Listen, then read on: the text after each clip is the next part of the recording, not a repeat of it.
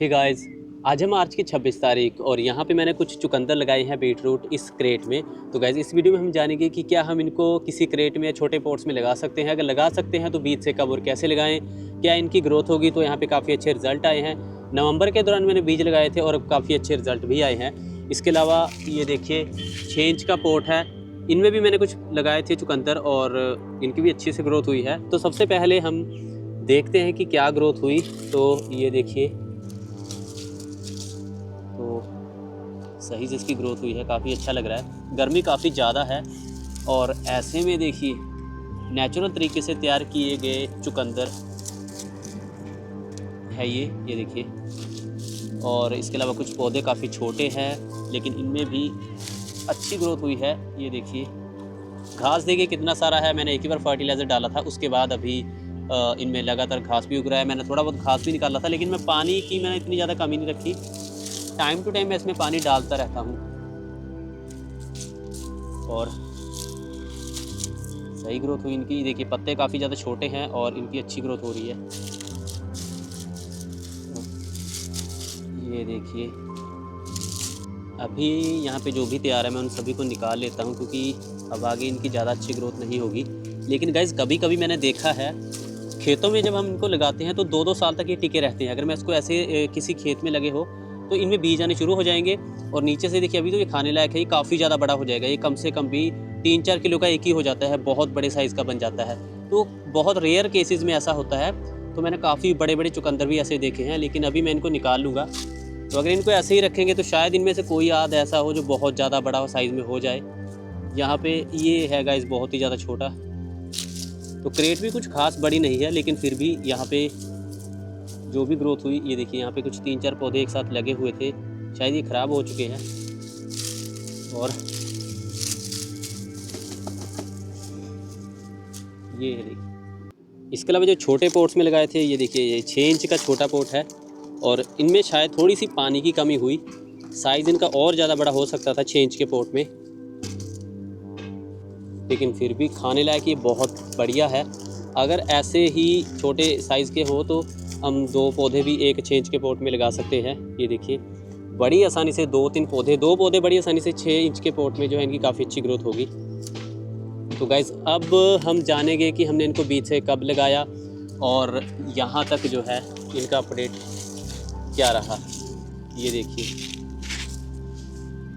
आज है नवंबर की 1 तारीख और यहाँ पे मैं चुकंदर के बीज लगा रहा हूँ एक पॉट में। यानी कि मुझे सबसे पहले शील्डिंग तैयार करनी है, उसके बाद मैं इनको ट्रांसप्लांट कर दूंगा अलग अलग जगह पे। आप चाहो तो डायरेक्ट आप सीड भी लगा सकते हो, शील्डिंग तैयार करने की ज़रूरत नहीं है। तो मूली, शलगम, गाजर और इसके अलावा जैसे ये चुकंदर है, इन सभी को लगाने का जो टाइम है वो एक ही है। तो यहाँ पे मैं नवंबर की 1 तारीख को इनको लगा रहा हूँ।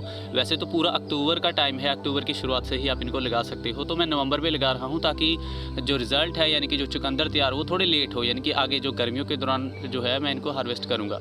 तो इनको लगाने का गाइस तरीका बिल्कुल सेम है जैसे मैंने आपको बताया। तो एक छोटा सा पोट है, मैं बहुत सारे बीजों को यहाँ पे लगा रहा हूँ। इन बीजों को मैंने 1 दिन पहले पानी में भिगो के रखा हुआ था और अभी मैं एक एक करके इनको लगा दूंगा। तो नॉर्मली आपको 2-2, 3-3 बीज एक ही जगह पे लगा रहे हैं। देखिए होता क्या है कि सीडलिंग तैयार हो जाती है और कुछ पौधों में ज़्यादा जान नहीं होती, वो ख़राब होते हैं। तो ऐसे में जो हेल्थी पौधे होते हैं हमें उन्हीं से जो है अच्छी फ्रूटिंग मिलेगी। तो यहाँ पे इंतज़ार करूँगा मैं सीडलिंग तैयार होने का और उसके बाद मैं इनको ट्रांसप्लांट करके लगा दूँगा पोट्स में, एक इसके अलावा क्रेट में। तो जैसे मैंने आपको बताया आप डायरेक्ट बीजों को ज़मीन पे भी लगा सकते हो। तो बहुत से लोग चाहते हैं कि छोटे पोट में या क्रेट में उनको चुकंदर तैयार करने हैं, और क्या ऐसा पॉसिबल है। तो इसीलिए मैं यहाँ पे सीडलिंग तैयार कर रहा हूँ और आगे आप रिज़ल्ट देखोगे कि हम बड़ी आसानी से जो है चुकंदर को पोट्स में, छोटे पोट्स में आसानी से लगा सकते हैं। तो चुकंदर के बीजों को लगाने के बाद आपको एक बार अच्छे से पानी देना है। और गाइज़ यहाँ पे मैं सिंपली जो इन सीडलिंग को मैं तैयार कर रहा हूँ, यहाँ पे मैंने 20% गोबर खाद ही ली है और बाकी हेल्दी गार्डन सॉइल है। तो इन्हीं में जो है सीडलिंग को तैयार किया जाएगा। आज है नवंबर की 8 तारीख और इन बीजों की काफ़ी अच्छी ग्रोथ नज़र आ रही है। गाइज़ यहाँ पे चुकंदर ही नहीं, मैंने बहुत सारी और भी सब्जियाँ लगाई है और मैं हर साल इनको लगाता हूँ और मेरी कोशिश रहती है कि मैं 100% नेचुरल तरीके से इनको उगाऊँ। तो धनिया, मेथी, शलगम, पालक और हरा प्याज और चने, काफ़ी सब्जियां मैंने उगाई हैं और इनको मैं पोट्स में ही लगाता हूं। इसके अलावा मैंने खेतों में भी बहुत सारी ऐसी सब्जियां लगाई है, लेकिन यहाँ पे हम पोट्स में बड़ी आसानी से इनको लगा सकते हैं। धनिया और मेथी को लगाना तो बहुत ही ज़्यादा आसान है। तो इसी तरीके से गाइज़ इन चुकंदर को भी मैं नेचुरल तरीके से ही तैयार कर रहा हूँ। सो गाइज़ फाइनली आज है नवंबर की 17 तारीख और यहाँ पे जो चुकंदर की सीडलिंग है वो बिल्कुल तैयार है। अब टाइम आता है इनको ट्रांसप्लांट करने का। तो इनको मैं ट्रांसप्लांट करूँगा क्रेट में, छोटे पॉट्स में। और यहाँ पे जो सॉइल मिक्सचर है वो काफ़ी ज़्यादा ज़रूरी है गाइज़। हमें करना है बिल्कुल नेचुरल तरीके से इनको ग्रो करना है। किसी भी प्रकार का केमिकल फर्टिलाइज़र और केमिकल स्प्रे करने की ज़रूरत नहीं है।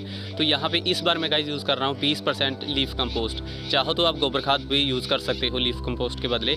तो मैं लीफ कंपोस्ट यूज़ कर रहा हूँ और यहाँ पर मिट्टी काफ़ी ज़्यादा हेल्थी है। दोनों को मिक्स करके अच्छे से हमें इसी में जो है चुकंदर की सीडलिंग को लगाना है।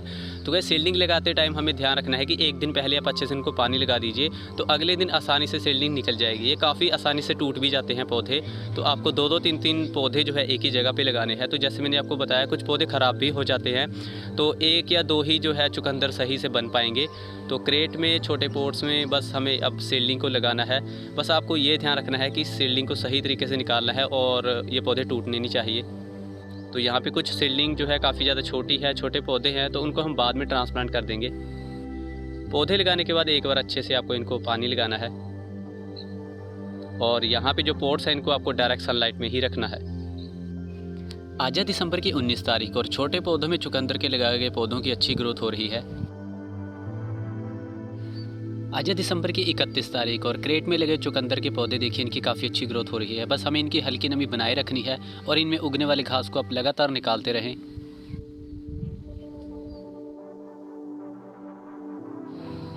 आज है जनवरी की 19 तारीख और रिज़ल्ट देखिए इनकी काफ़ी अच्छी ग्रोथ हो रही है।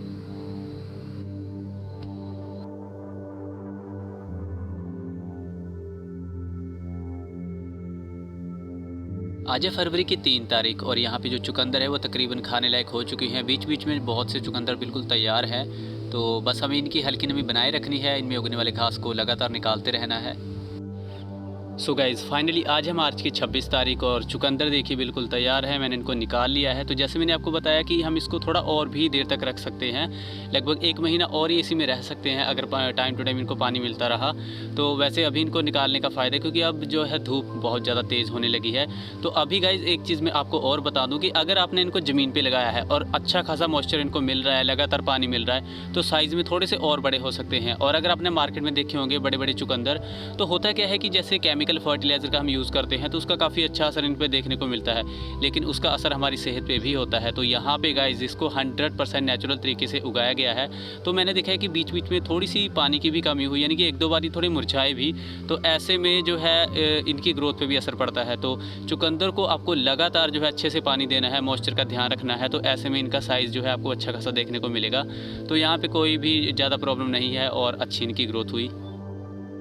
सो गाइज़ आशा करता हूँ कि ये अपडेट आपको अच्छा लगा होगा। ये देखिए, और हर साल मैं कोशिश करता हूँ कि नेचुरल तरीके से कुछ ना कुछ सब्जियाँ ज़रूर उगाएं, क्योंकि पूरा साल हम अपने घर में सब्जियाँ उगा के उनको खा नहीं सकते, क्योंकि मौसम के अकॉर्डिंग हम पूरा साल जो है हरी सब्जियाँ नहीं लगा सकते। हमें मार्केट से सब्जियाँ खरीदनी पड़ेंगी और वो कैसे ट्रीट करते हैं, किस हिसाब से उनको ग्रो करते हैं, हमें नहीं पता। लेकिन हमें कोशिश ये करनी चाहिए कि धनिया, पालक, शलगम और जैसे ये चुकंदर है, ऐसी कुछ सब्जियाँ अपने घर में आप हर साल ज़रूर ग्रो करें।